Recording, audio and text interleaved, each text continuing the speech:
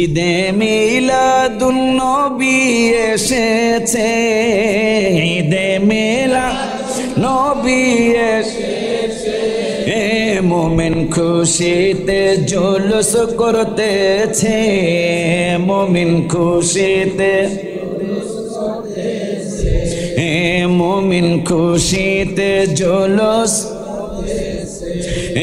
আসমান বলে ও গো আল্লাহ তাআলা, আমায় দাও গো হাবিব কামলে ওয়ালা, হো আমায় দাও গো হাবিব কামলে ওয়ালা, যিনি সব কিছুর রহমত হয়েছে, যিনি সব কিছুর হয়েছে।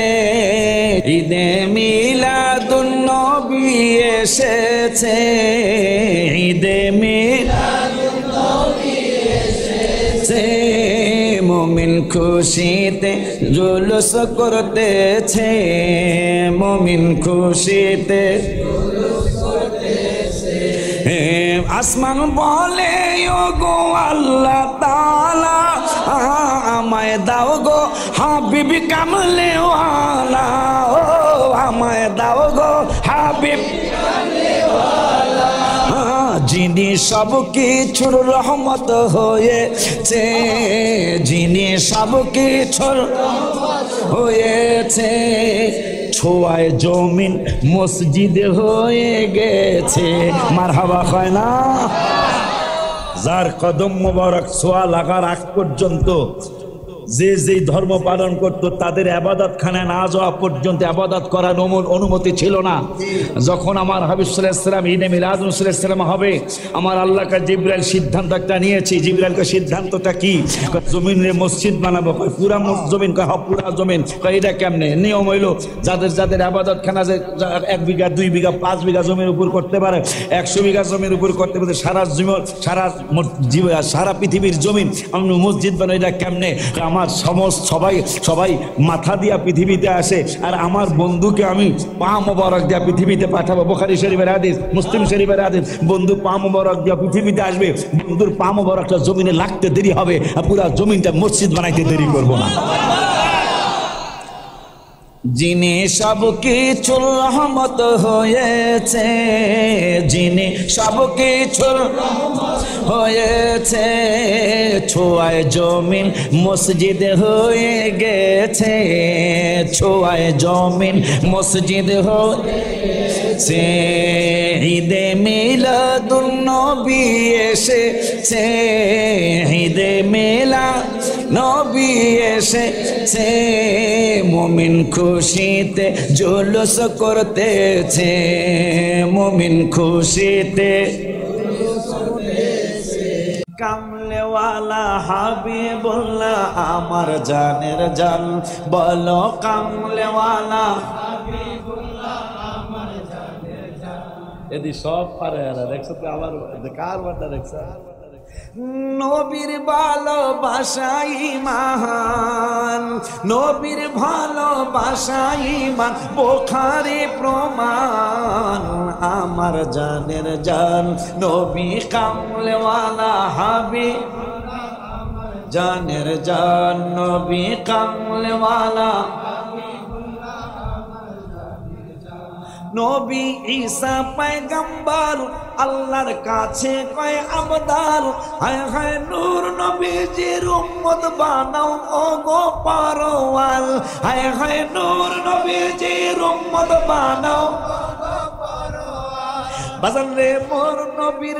মোর নবীর সম্মানের মতো, মোর নবীর সম্মানের মতো কারো নাই সম্মান।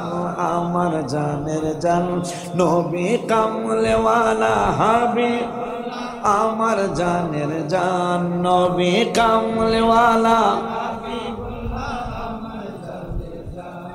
আমাদের প্রথম বাবা মা দুইজন আদম হাওয়া মা, হায় হায় নূর নবীর উসিলায় তাদের হইল ক্ষমা।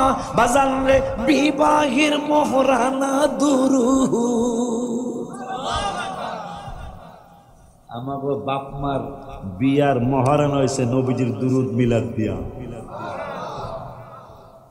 প্রথম বাবা মার বিয়া আমার রসুলের দুরুদ সালাম, বিবাহের মহরানা দুরুদ, কিতাবে প্রমাণ আমার জানের জান ওই নবীজি রহমাতুল আলামিনের বুখারীর হাদিস। সাহাবী আনাস বলেন, তোমাকে যখন রেখে যাবে, রেখে যাওয়ার সময়, এখন কবরের কাছে আসছে, রেখে যাওয়ার সময় হাত্তা ইন্নাহু লা ইয়াসমাউ কুরআনি আলিহিম, যারা তোমাকে রেখে চলে যাবে তাদের জুতার আওয়াজ তুমি নিজে কবর থেকে পাবে। মারহাবা কয় না।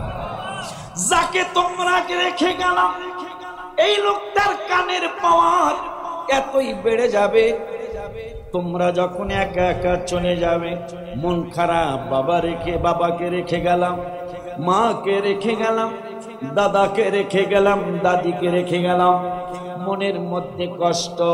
আমার নূরের নবী সাল্লাল্লাহু আলাইহি ওয়াসাল্লামের সাহাবী আনাস বলেন, ওরে দুনিয়ার মানুষ, তুমি জবান বন্ধ করে যদি চলে যাও, কবরবাসীর কানের পাওয়ার এত বাড়বে, বাড়তে বাড়তে সে তোমার কবরের পাশ দিয়ে, তুমি যখন তার কবরের পাশ দিয়ে যখন তুমি যাবে, কবর থেকে সে জুতার আওয়াজ পাবে। এরপরে একটা ঘটনা ঘটবে। ঘটনাটা কি?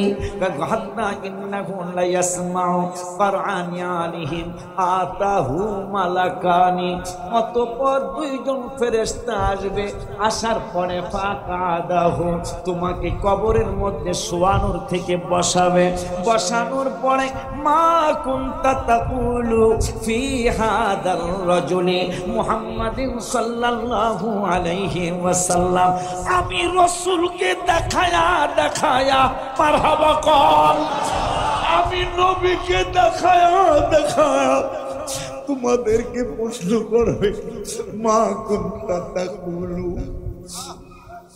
মা কুনতা তাকুলু, কেন নবী নবী শিখাইতে চাইতেছি, কেন কোরআন হাদিস থেকে হাবিবুল্লাহর কথা বেশি শুনাইতেছি।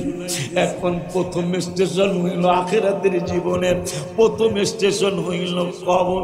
এই কবরে আমার রাসূল যদি চিনতে পারো তুমি জান্নাত পাবে, নবীকে যদি চিনতে না পারো তুমি জাহান্নামে যাবে। বুখারী শরীফের কিতাবুল জানাজার হাদিস। আমার মায়ার নবী রহমাতুল আলামিনের সাহাবী আনাস রাদিয়াল্লাহু তাআলা বলেন, ওরে জালকুড়ির মানুষ, তোরা যারা কবর দেশে যাবি, কবর দেশে কে নিয়ে যাবি? বুখারী থেকে শিখে যা, বুখারী থেকে শিখে কবরে যা, নবীকে না চিনিয়া কবরে যাইস না। বুখারী শরীফের আমার নূরের নবীর সাহাবী আনাস বলেন, মা কুনতা তাকুলু ফি হাদার রাজুলি মুহাম্মাদিন সাল্লাল্লাহু আলাইহি ওয়াসাল্লাম, নবীজি বলেন আমাকে দেখা